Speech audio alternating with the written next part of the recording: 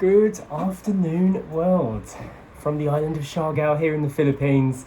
So recently we've been talking a lot about upcoming trip to South Korea, and you're probably thinking, why are these guys going to South Korea? So we wanted to explain some of our thoughts behind this. As a British family living here in the Philippines, we have been extremely happy with everything we've experienced here. This is such a great country to tour around, but there's some things that it's missing. So we thought we would do a little Philippines versus South Korea checklist to let you guys know what we're thinking and the reasons why we want to go and holiday over there. So first up, we want to go to South Korea because we're going in December time, which we know is going to be very cold, but we haven't been that cold for so long living in the Philippines, where it's kind of tropical weather all year round. We don't get that freshness of being cold every once in a while. Yeah. So that is one of the main reasons why we wanted to go. We thought that we would get this cold hit when we went back to England a few months back, but it was their summertime, so we didn't get that cold. So we feel like we're going to get weather that rivals Britain,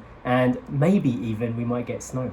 We might. And because we're going in the lead up to Christmas as well, it will be about mid-December when we are there. It's just that kind of festive feel to have snow at that time of year. Growing up, we had snow quite often at Christmas time and in December. So for us, it will be kind of like, this is how December's meant to be. Yeah, it could be an amazing contrast. Yeah. And because we will also be in the Philippines for Christmas time, we'll be able to compare the two countries leading up to that time and see if it feels more festive or not. Yes. Because apparently Christmas is best in the Philippines, but we could find out. We could do some research. Yeah. Korea actually has, which we've only found out since we've been researching this trip, and a few people have mentioned it to us, that they have skiing resorts as well, which I'd never thought that would be there. Yeah, and in our heads, if we were to want to go skiing, we would have to fly back to France or Switzerland or somewhere, maybe even Japan, Yeah. Because we know that weather exists there. But not knowing much about South Korea until now, this is a much closer option for us to get that kind of wintry hit. Yeah, think of Asia, you don't think of skiing, but there you go, you can do that in Korea. And we're not going to do that this time because it's too much to plan and it's not in the area that we're going to be staying in, but for future trips it's good to know that is there. Another very fashionable Instagrammable season is autumn or fall, and we haven't experienced that in, again, a very long time. Yeah. And we also know that a lot of you guys that watch this channel, you're Filipino, maybe you've never even left the Philippines or Asia. So for you to get that kind of experience, like the golden leaves on the trees, the beautiful, exotic, different culture that they have there, this might be an interesting trip for you guys to see as research as well. Again, when we started looking into this trip, we saw all these amazing pictures of these parks and forests full of these stunning trees and the golden leaves and stuff, and it just looks really, really beautiful. And so that's another future trip for next year. Roundabout Story's birthday time in November would be a good time to get that feel of that really crisp, fresh autumn. Something else that's appealing to us as travellers, we've been around the world quite a bit, that is the exoticism, how exotic it feels to go there. Looking at the photographs and the videos of South Korea, it is very different to the Philippines in terms of religion, in terms of culture, architecture. They have more temples there. They've got a lot of influence from China and Japan. So we feel like it's going to be an exotic hit that we haven't had since we lived in Thailand. There's so many differences here in the Philippines to where we grew up in the UK, and for us, having that culture shock, you don't necessarily get that here in the Philippines because it is a great place for long-term living. Yeah. Because it's very easy to fit in here. Yeah, it's very Christian and Catholic. They've got a very similar religion to what we have back in the West. So a lot of the major differences and culture shock you get from going to other Eastern countries, we don't feel like we get that here, which, like you said, is great for long-term living. Yeah. Because it makes communication easier. But to go on holiday and get that culture shock is sometimes desirable. We're going to have problems with language, I'm sure. They've got a different alphabet. They've got completely different language, of course. And I know there's a different language here, but so many people speak English. So I know it's like kind of getting out of your comfort zone a bit again. Philippines is very comfortable to live, which is brilliant for us. but South Korea will be a challenge. It will be a challenge, and I am a little bit nervous because we haven't done this kind of travel for so long. Yeah. So the more that I'm thinking about it, the more kind of, I don't know, can we still handle it? Yeah. But I'm up for the challenge. I'm looking forward to it. I think it's going to be really exciting. Story's really excited for it as well, and it's just going to be very different. Yeah. And we're going to be excited to show you guys how different it is, because there is a blossoming relationship between the Philippines and South Korea at the moment. They are really, really pushing their inter-tourism campaigns and inviting people from the Philippines to go over to South Korea to experience what it's like there, and vice versa. There's a lot of Korean tourists coming over to certain parts of the Philippines. Airports are opening up direct flights. So the relationship is strengthening between these two countries, and we want to see why for ourselves. So we're not going there as part of a tourism campaign or anything. We're going to be paying for this all ourselves with our own money. It's just a holiday, but we just want to see what the fuss is all about going over there. It's also currently a trending country. A lot of people know about K-pop, K-dramas, just South Korean culture is becoming very widespread across the world. It's becoming very fashionable. Yeah. Korean fashion, and the food, of course. So we are very interested in all the information we're seeing from people going there. We have seen a few people from the island recently go there and come back and just say how amazing it was and how great it was. Then they had a really fantastic time.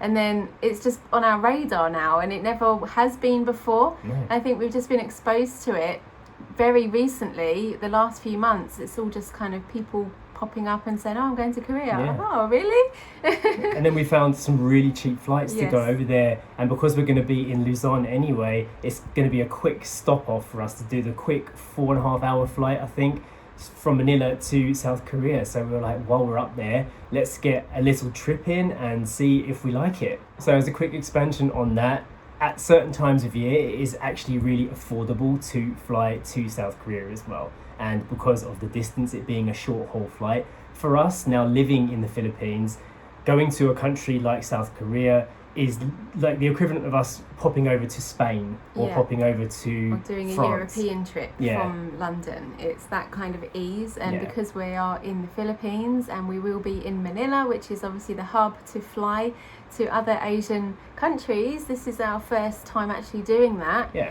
We haven't done that yet. We've Yeah. gone back to the UK once since we've been here, and that's it. Yeah. The rest of the time we've just been in the Philippines. So we want to now try out being in Manila and flying to another Asian country and traveling around. We feel like this will be an expansion of our lifestyle here in the Philippines as well, because if it's affordable and quick to be able to go to these other countries, then we'll be able to satisfy that travel bug and then come back to our home, which would be here in the Philippines. Lots of vlogs that we have seen of other people in South Korea, they are showcasing cafes. There is a lot of cafes. Chin chin to the coffee. Yeah, we are coffee lovers, and the coffee culture scene, the cafe culture in South Korea, or at Seoul in particular, is really, really rising up fast. It's up and coming, it's very trendy, and we do love exploring that kind of city vibe. Yeah.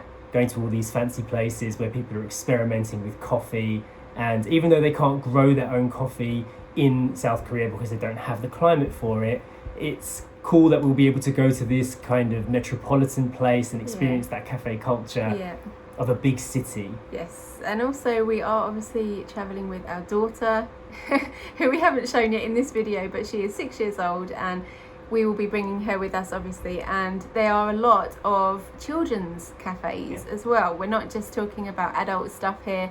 There's a lot going on for kids as well in Seoul, and we're excited to see that as well, because it's obviously living on an island here in the Philippines. We don't have that here, so we're excited to see what kind of options there are for Story as well. Yeah, as a travelling family, we see things with a different perspective and we show things in that way too. So if you're also going to be travelling with a family, you'll be able to see what's available over there through our eyes. And finally, I guess it's worth mentioning that we are a vegan family, so we don't eat any animal products at all. So going to Korea might be a bit tricky food-wise, but we have heard, after doing some research, that they've got a rising vegan food scene, plant-based food scene. So we will be able to try out Korean foods that have been made with plants and give our opinion on that, see what the vegan scene is like in everywhere we go. We like to explore that. Yeah, I mean, it could be very difficult for us, but also as a fallback on that, the Airbnb that we are going to be staying in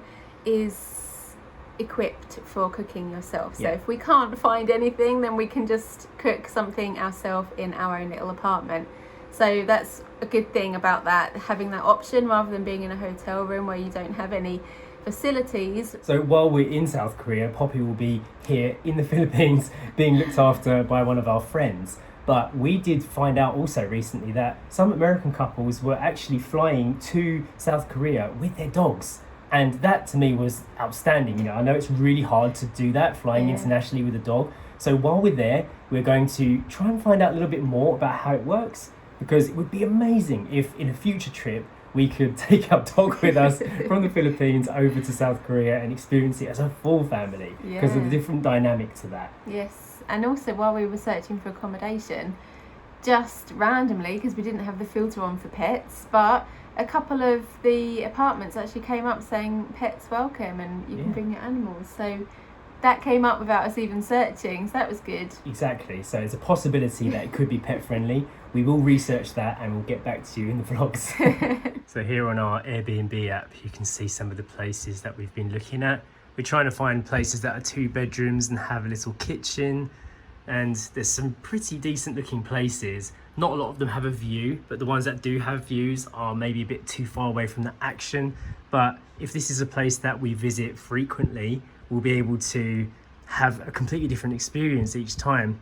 I think this is the house that we were going to book that one, but it's now out. It's been booked. This one looks pretty good, near a train station, so I think we'll have a good experience there, and it looks like it's big enough for all of us. The prices vary quite a lot. Prices from around 2,000 pesos a night to 6,500 pesos a night for those kind of rooms that we just showed you, like apartments big enough for our family. Yes. They obviously are a lot more expensive. You can expand your budget if you want to be slap bang in the middle in a really fancy area or a bigger apartment for a lot more, double the price. But we're trying to keep it a bit budget. We don't really want to spend too much because obviously it's going over Christmas time and whatever, but we can show you guys how much we're spending. We might do like a cost of living, cost of traveling video as well, so that if any of you guys from the Philippines are thinking about doing an exotic trip like this, you'll be able to check out our experience and just relate it to yourselves. We've already started packing our bags in anticipation of our trip. We went to a few shops and bought some warmer clothes. These are warm clothes that we've had from before, but we're not sure if they will be warm enough. What do you think, Poppy? We're going from the tropics to somewhere very cold. We do have some jackets. We've got lots of layers because going from 30 degrees to something like 4 degrees or maybe even 0 degrees is going to be one hell of a shock to the system. Because we have a British passport, it means that we're from a visa-free country, but we still need to get something called a KETA travel authorization thing, which we need to apply for online like 3 days before we go. And then you just take it with you. Print it out, take it with you. This applies to everybody trying to get into Korea if you're coming from a visa-free country. So we'll do that, and we'll obviously be vlogging a lot of this journey, so we'll be covering all the little details along the way. So I hope you guys are excited for this upcoming trip. Our first proper travels, you know, to somewhere completely exotic in a long time. Probably since Myanmar, right? Yes, I was about to say that, The last time we did something like this was when we left the UK, and then we ended up getting locked down in the Philippines. Exactly. It's going to be good. It'll be a good reset for us. I hope you guys will enjoy that, and we will see you in the next vlog. Bye.